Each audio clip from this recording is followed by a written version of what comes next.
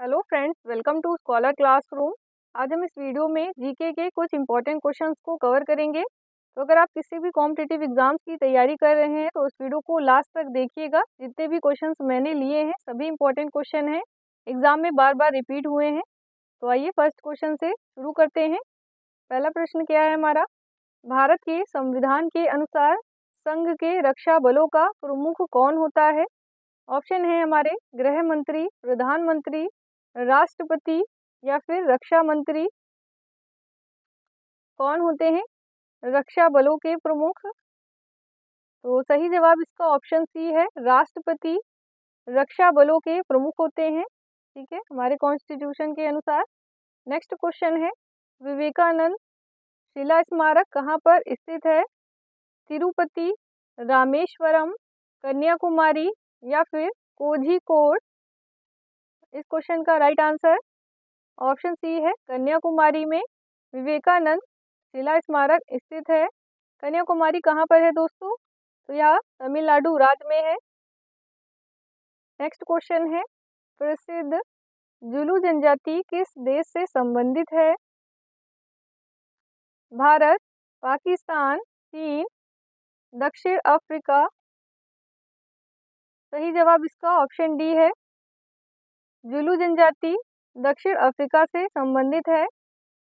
Next question है, भारतीय अर्थव्यवस्था के संदर्भ में निम्नलिखित में से कौन सा माध्यमिक क्षेत्र के अंतर्गत आता है? ऑप्शन है स्वास्थ्य, बैंकिंग, कृषि या उद्योग। जो भारतीय अर्थव्यवस्था है यह हमारे 3 क्षेत्रों में बटी हुई है। पहला क्षेत्र प्राइमरी सेक्टर है जिसे प्राथमिक क्षेत्र कहते हैं और इसके अंतर्गत कृषि और उससे संबंधित गतिविधियां आती हैं। और दूसरा जो क्षेत्र होता है वो माध्यमिक क्षेत्र होता है और जिसे बोलते हैं सेकेंडरी सेक्टर। और इसमें दोस्तों उद्योग जैसे कार्य आते हैं, इसलिए ऑप्शन डी राइट है, उद्योग। और तीसरा जो क्षेत्र होता है वह सेवा क्षेत्र होता है जिसको सर्विस सेक्टर कहते हैं। इसके अंतर्गत स्वास्थ्य, बैंकिंग ये सभी आते हैं क्षेत्र। नेक्स्ट क्वेश्चन है, ब्लैक बोर्ड पर लिखना संभव है, इसके कारण हम लोग ब्लैक बोर्ड पर लिख सकते हैं। ऑप्शन दिए गए हैं, इनमें से क्या आंसर होगा? अभिकेंद्र बल के कारण, अपकेंद्र बल के कारण, घर्षण बल के कारण या फिर उपरोक्त में से कोई नहीं। तो इस क्वेश्चन का राइट आंसर ऑप्शन सी है, घर्षण बल के कारण ब्लैक बोर्ड पर लिखना आसान होता है। ठीक है, नेक्स्ट क्वेश्चन है, शुक्ल यजुर्वेद एवं कृष्ण यजुर्वेद का संबंध किस वेद से है? ऑप्शन है ऋग्वेद, यजुर्वेद, सामवेद और अथर्ववेद। दोस्तों अगर आपसे पूछा जाए कि सबसे पुराना वेद कौन सा है, ऋग्वेद सबसे पुराना वेद है। ठीक है, और इसमें हमें देवी देवताओं के बारे में जानकारी मिलती है। और यजुर्वेद की बात करें तो इसमें हम लोगों को यज्ञों से संबंधित सारी जानकारी मिलती है। सामवेद की बात की जाए तो सामवेद जो है वह संगीत से संबंधित है। और अथर्ववेद ये सबसे नवीन वेद है, यानी सबसे बाद में इसकी रचना हुई है और ये जादू टोना से संबंधित है। तो यहाँ पूछा गया है शुक्ल यजुर्वेद और कृष्ण यजुर्वेद किससे रिलेटेड है, इन वेदों में से क्या आंसर होगा हमारा? तो ऑप्शन बी जो है वो राइट है, यजुर्वेद से शुक्ल यजुर्वेद और कृष्ण यजुर्वेद संबंधित हैं। नेक्स्ट क्वेश्चन है, फिरोज शाह तुगलक ने दासों की देखभाल के लिए किस विभाग की स्थापना की है? ऑप्शन दिए गए हैं, रोजगार विभाग, दीवाने रिसालत, दीवाने बंदगान या फिर दीवाने खैरात। सही जवाब इसका दोस्तों ऑप्शन सी है, दीवाने बंदगान की स्थापना फिरोज शाह तुगलक ने की थी और ये दिल्ली सल्तनत के शासक हैं, तुगलक वंश से संबंधित हैं। इन्होंने काफ़ी कार्य किए हैं अच्छे, तो इनके बारे में और जानकारी आप पढ़ सकते हैं। नेक्स्ट क्वेश्चन है, निम्नलिखित में से कौन सी वस्तु जीवाणु से नष्ट नहीं होती है? गोबर, पौधों की पत्तियां, खाद्य पदार्थ या फिर प्लास्टिक। क्या नष्ट नहीं होता है? जीवाणुओं के द्वारा पूछा गया है क्वेश्चन में। तो दोस्तों जो प्लास्टिक होती है वह जीवाणु के द्वारा नष्ट नहीं होती है। और सभी पदार्थ जैसे कि खाद्य पदार्थ हो गया, पौधों की पत्तियां हो गई और गोबर हो गया, ये सभी जीवाणु के द्वारा नष्ट हो जाते हैं, हम जानते भी हैं। ठीक है, नेक्स्ट क्वेश्चन है, भारतीय संविधान के अनुच्छेद 25 का संबंध किससे है? ऑप्शन है समानता के अधिकार से, धर्म की स्वतंत्रता से, संपत्ति के अधिकार से या फिर अल्पसंख्यकों की स्वतंत्रता से। सही जवाब इसका ऑप्शन बी है, धर्म की स्वतंत्रता से अनुच्छेद 25 का संबंध है। यानी कि अनुच्छेद 25 में हमको धर्म की स्वतंत्रता दी गई है। ठीक है, ऐसे भी पूछते हैं कि धर्म की स्वतंत्रता हमें किस अनुच्छेद में देखने को मिलती है, तो आंसर क्या होगा हमारा, अनुच्छेद 25। ओके, नेक्स्ट क्वेश्चन है, भारत में 8 कोर सेक्टर में किसे शामिल नहीं किया गया है? ऑप्शन दिए गए हैं रसायन, कोयला, विद्युत या फिर उर्वरक। इनमें से किसको 8 कोर सेक्टर में शामिल नहीं किया गया है? ये हमारा इकोनॉमिक्स से रिलेटेड क्वेश्चन है। क्या राइट आंसर होगा इसका? तो सही जवाब इसका ऑप्शन ए है, रसायन को 8 कोर सेक्टर में शामिल नहीं किया गया है, याद रखिएगा। नेक्स्ट क्वेश्चन है, कर्तन एवं दहन कृषि प्रणाली को भारत के किस राज्य में बेवर के रूप में जाना जाता है? मध्य प्रदेश, आंध्र प्रदेश, झारखंड या फिर राजस्थान में कहाँ पर ये जो प्रणाली दी गई है हमारी कर्तन एवं दहन कृषि प्रणाली, इसको बेवर के रूप में जाना जाता है? तो ऑप्शन ए राइट है, मध्य प्रदेश में बेवर के रूप में यह प्रणाली जानी जाती है। अब ये इसकी बात करें, ये क्या कौन सी प्रणाली होती है, इसमें क्या होता है कर्तन एवं दहन कृषि प्रणाली में? तो दोस्तों ये एक प्रकार की स्थानांतरण कृषि प्रणाली होती है। ठीक है, याद रखिएगा, जिसमें किसान लोग पेड़ों और झाड़ियों को काट कर उनको जलाते हैं और ज़मीन को क्या कर देते हैं, साफ कर देते हैं और उस ज़मीन पर खेती कार्य करना प्रारंभ कर देते हैं। और फिर उसके बाद जब खेती कर लेते हैं, थोड़ी देर के बाद उस ज़मीन को छोड़ देते हैं, फिर किसी और ज़मीन पे जाकर यही प्रक्रिया अपनाते हैं। तो इस प्रकार की पूरी कृषि करने की प्रणाली को ही कर्तन एवं दहन कृषि प्रणाली कहा जाता है और यह हर राज्य में अलग अलग नाम से जानी जाती है। जैसे कि मध्य प्रदेश में बेवर के रूप में जानी जाती है, असम में झूम खेती कहा जाता है, ओडिशा और आंध्र प्रदेश वाले रीजन में पोडू या पोंड कहते हैं। ठीक है, याद रखिएगा। और केरल की बात करें तो वहाँ पे ओनम कहा जाता है। ये एग्जाम में क्वेश्चन बनते हैं। नेक्स्ट क्वेश्चन है, महात्मा गांधी जब त्यूती गोल में सभा में भाग लेने लंदन गए थे तो वे कहाँ पर ठहरे थे? राइट आंसर है इसका ऑप्शन सी, किंग सले हॉल में महात्मा गांधी रुके थे जब वह दूसरे गोल में सभा में भाग लेने लंदन गए थे। नेक्स्ट क्वेश्चन है, कानपुर षड्यंत्र मुकदमा किस किसान आंदोलन के नेताओं के विरुद्ध था? ऑप्शन में है खिलाफत आंदोलन, असहयोग आंदोलन, क्रांतिकारी आंदोलन या साम्यवादी आंदोलन। तो दोस्तों पहले तो ये जानते हैं कि कानपुर षड्यंत्र मुकदमा था क्या। तो दोस्तों सन 1924 में मुजफ्फर अहमद, शौकत उस्मानी और डांगे जैसे नेताओं पर कानपुर षड्यंत्र मुकदमा चलाया गया था और इस मुकदमे में इन नेताओं को 4 साल की लगभग सजा मिली थी। और जिन नेताओं पर यह मुकदमा चला था वे साम्यवादी नेता थे, यानी कि साम्यवादी आंदोलन इन्होंने शुरू किया होगा, तभी तो ये साम्यवादी नेता थे। तो इसीलिए यहाँ पे पूछा गया है, ये जो मुकदमा है इसमें नेता लोगों का नाम नहीं पूछा गया है।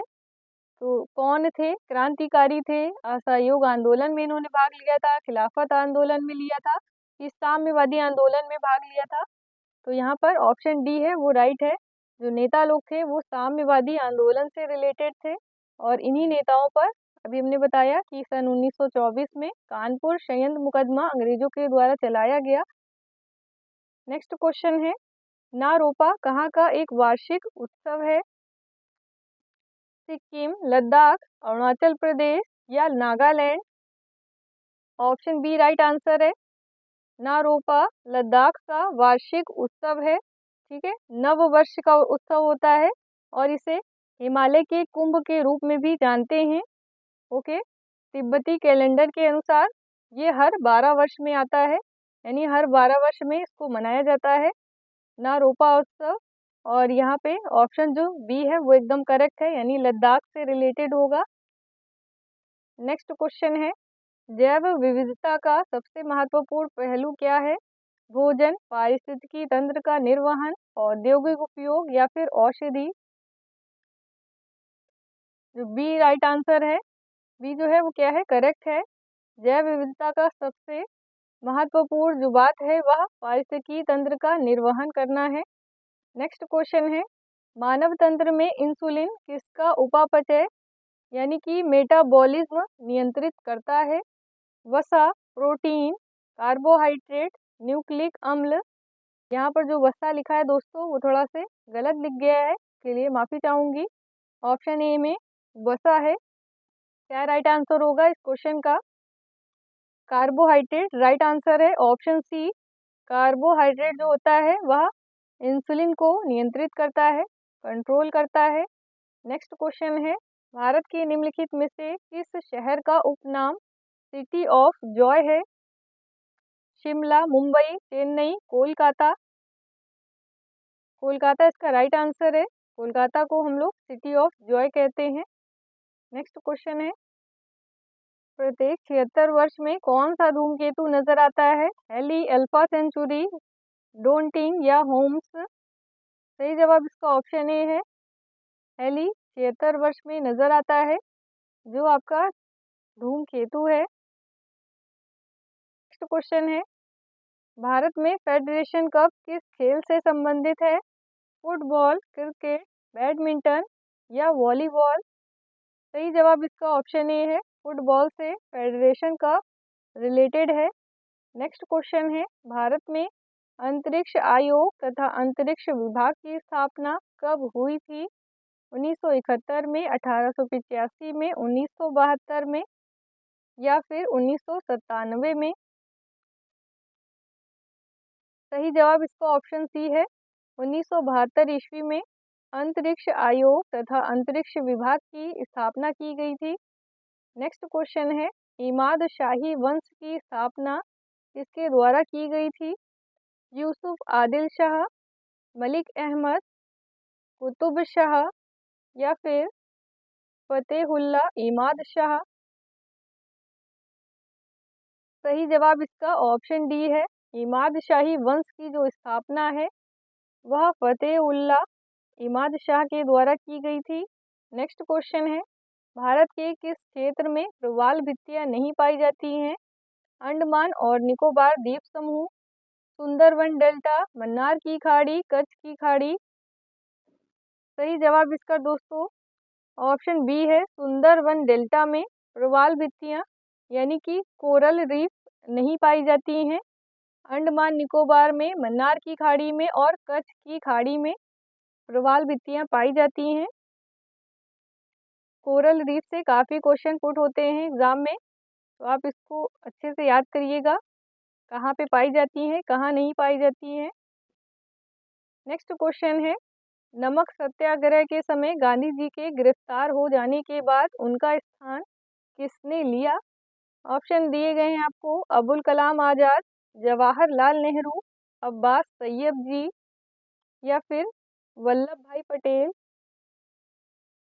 ऑप्शन सी राइट आंसर है, अब्बास तैयब जी ने गांधी जी के गिरफ्तारी के बाद उनका स्थान लिया था जब वे नमक सत्याग्रह कर रहे थे। नेक्स्ट क्वेश्चन है, बंगाल में ब्रिटेन की वस्तुओं के बहिष्कार का सुझाव सर्वप्रथम किसने दिया था? ऑप्शन है, अरविंद घोष ने, सतीश चंद्र मुखर्जी ने, कृष्ण कुमार मित्र ने या फिर मोतीलाल घोष ने? ऑप्शन सी जो है वो राइट है, कृष्ण कुमार मित्र ने बंगाल में ब्रिटेन की वस्तुओं के बहिष्कार का सुझाव दिया था सबसे पहले। नेक्स्ट क्वेश्चन है, 1833 ईस्वी के चार्टर एक्ट के समय भारत में गवर्नर जनरल कौन था? ऑप्शन है, Lord Hastings, Lord William Bentinck, Lord Auckland या उपरोक्त में से कोई नहीं? राइट आंसर इसका ऑप्शन बी है, लॉर्ड विलियम बेंटिक भारत के गवर्नर जनरल थे।